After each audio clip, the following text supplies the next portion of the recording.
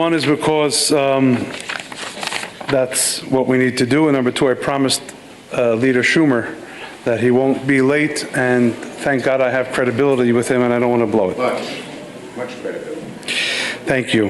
As a matter of fact, I know the speaker is not physically in this room, even though he's very close by, but his menorah is here, and he's the host today, so I want to recognize him, even though we are still waiting for him to possibly join us. And also the leaders who are here, Leader Schumer, Leader Jeffries, good friend of mine, of course, both of them are, and also Congressman Goldman, who's half of that twinning of a tale of two Goldmans that we have in the House now, one from Brooklyn and one from Texas. So you're both here. Thanks for being here together. And of course, Randy Fine from Florida, who's working his way towards officially declaring himself a Chabad congressman. When I say leaders and friends, they're almost synonymous, and it's not the first time we're doing something that brings people together as Americans, as Leader Jeffries said. It was about 30 years ago that Leader Schumer joined with Speaker Gingrich to award a Congressional Gold Medal to the Rebbe, and that was together with Jerry Lewis and John Lewis. And I remember when we got sponsors, people said, "You got Newt and John Lewis on the same letter. I don't care what this is, I'm in." So I think that that's the message for today. If you look at the menorah to my right, you'll see a branch in the middle, reminiscent of the menorah in the temple, where there was a branch that had a flame straight up and two sides that branched out from the base facing towards that middle, which is moderation.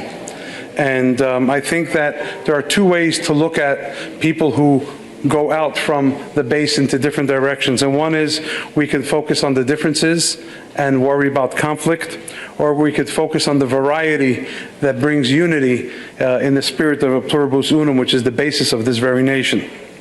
It's basically, as I told a bunch of bankers, room full like this last week at the IMF IDB World Bank party.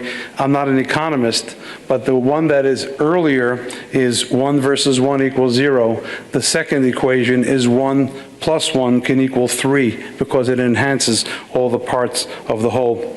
And I think that you will soon notice that I will light the candles. I'll start with one small one, and then it'll go to 2, 3, 4, all the way till we have 8 plus the middle, to echo what Leader Jeffries said. You know, sometimes we have to start out modest with what we have, with what we're sure of, not get intimidated or overwhelmed because of the great scope of what we have.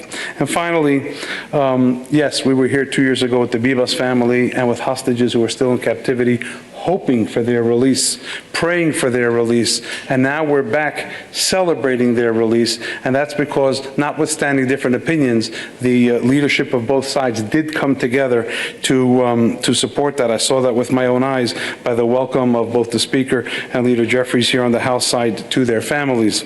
And Leader Schumer mentioned anti-Semitism, and I think that it's a very real thing that we dare not ignore. And just like this Capitol complex must focus on its security, it's difficult to enter the building, but if we focus only on security, we forget what we're here for. So too the Jewish people have to remember that yes, we see the spike in anti-Semitism, but we can't focus only on that. We have to focus on our mission to the world and secure it by fighting anti-Semitism, then proceed with what we're here for, which is to bring, as the Lubavitcher Rebbe would always mention, light into the darkness and hope where there is despair. That's the message of the menorah, that's the message of Hanukkah, and that's why we work so hard to proclaim that and spread that. So with the permission of the leaders, we'll proceed to lighting the menorah now. We'll do the blessings pro forma. It's not Hanukkah yet, but then afterwards, if everyone who can will lead me in Maos Tzur, and I'm not sure if we're being joined for the lighting by the Speaker, but if he enters, we'll welcome him as soon as we're done. Okay? Thank you. And Senator and Leader, I yield back the balance of my time. No, it's gone this time.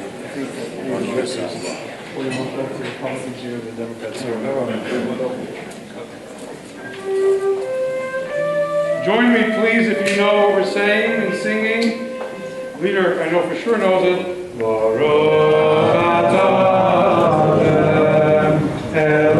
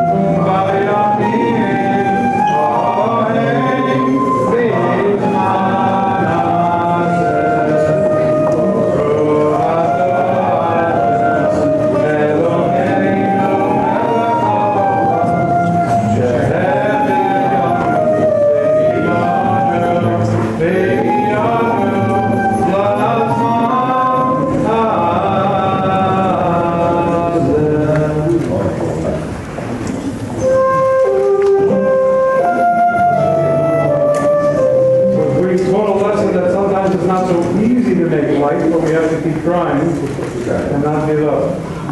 Thanks for the encouragement, but there's a lot of work. So.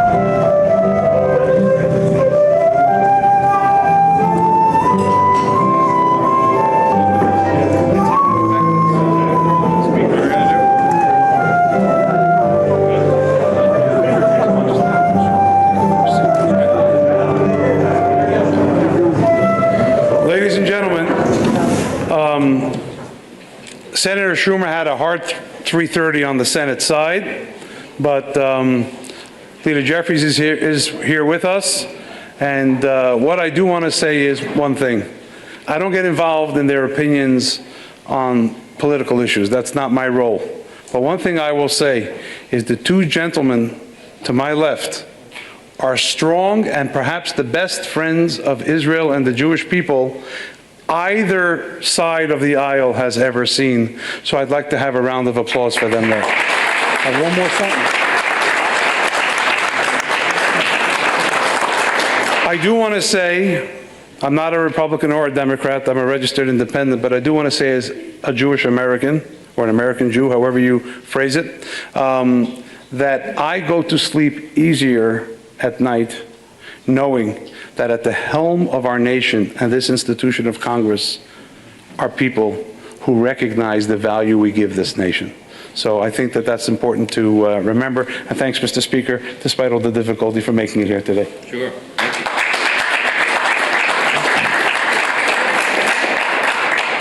Thank you, Rabbi, and I apologize for my being a little tardy. I was whipping votes in the back room. We got it done, and I'm really grateful. This is the third annual Congressional Menorah Lighting, as so many of you know, and I just want to express my sincere thanks. Rabbi Shemtov always speaks from the heart and has such conviction, and it's contagious. And of course, Leader Schumer, who is here, and Leader Jeffries, who is my good friend and my colleague, and we do share this in common, that we support Israel, obviously, and the Jewish people. And all of our many colleagues and friends who joined us here for this meaningful occasion. Two of my favorite colleagues down here who have joined us and proudly represent Jewish people in Congress, Mr. Goldman and Mr. Fine. And they're extraordinary leaders and do a great job for everybody. This is a special time of year, and we like to do this. We enjoy this because we gather here in the People's House to celebrate our fellow Americans of all faiths. And this is an important one. The festival of Hanukkah at its heart is a celebration, of course, of courage, of the Jewish people's steadfast defense of their faith over centuries of persecution. And we don't ever forget that. It's more than 2,000 years ago in the ancient land of Israel, the Jewish people were denied the most basic freedom to pray and to express their faith in the holiest of places. And it was then that a fearless patriot known as Judah Maccabee led a small band of brothers to reclaim the Holy Temple in Jerusalem. When the temple was restored, the menorah's oil that should have lasted only one day burned instead for 8 miraculous days. I'm telling you this story as if Rabbi Shemtov didn't cover it already. But for those who are tuning in late, okay, this is the history. It's during Hanukkah that the Jewish people celebrate and commemorate this miracle by lighting the menorah each year. Today, that same light will shine here in the people's house, and that's what is important.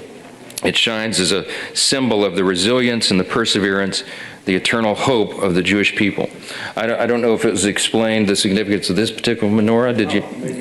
Well, it was a gift to us, and it is made of the steel that came off of the bombs that were shot down over Israel, the missiles that the Iron Dome was taken down. So it's particularly meaningful and a poignant reminder of just what we're talking about, the perseverance of the Jewish people over all these years. And as we light the menorah, we're grateful for the many freedoms we enjoy as Americans, and among them, the freedom to worship freely and without fear of persecution and injustice. Yesterday, I entertained Speaker Ohana, my counterpart of the Israeli Knesset. He was in town, as many of you know. Some of y'all met with him. He's become a good friend and a colleague. And he was here because we jointly signed a letter to nominate our president, President Trump, for the next Nobel Peace Prize in 2026. And it was Speaker Ohana's idea because he thought that this was an appropriate thing, having settled now 8 conflicts and bloody wars, conflicts around the world. That he and I would be co-signatories on this, and that we would ask all of our colleagues, the other speakers of the great and presidents of the great parliaments around the world to join us in that. So it'd be a joint nomination of the President of the United States for the Nobel Peace Prize. I think it's very appropriate. I thanked him for that. We had a joint signing ceremony, but we exchanged gifts. And he gave to me a 9th century clay pot. It was actually for oil. Priceless. I didn't want to touch it. I said, everybody can stand away from that, okay? It came from, I think, the first temple is what they told me, and it's an incredible piece of history as a gift. And what I gave to him in exchange was a copy of the father of our country's letter to the Hebrew congregation. They wrote in 1789.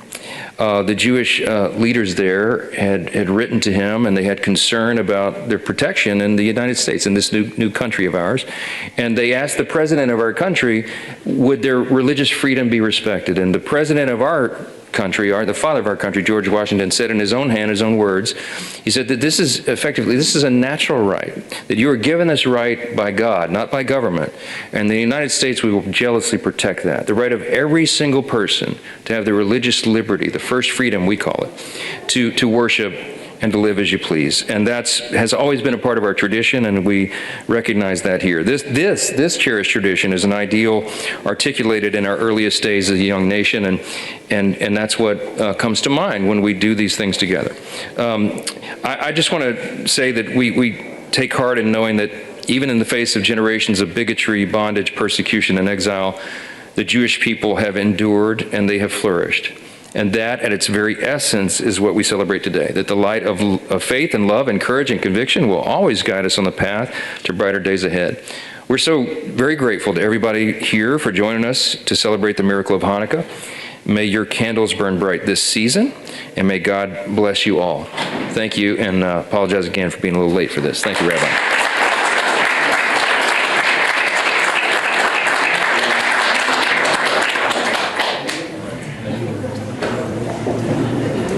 Gracias.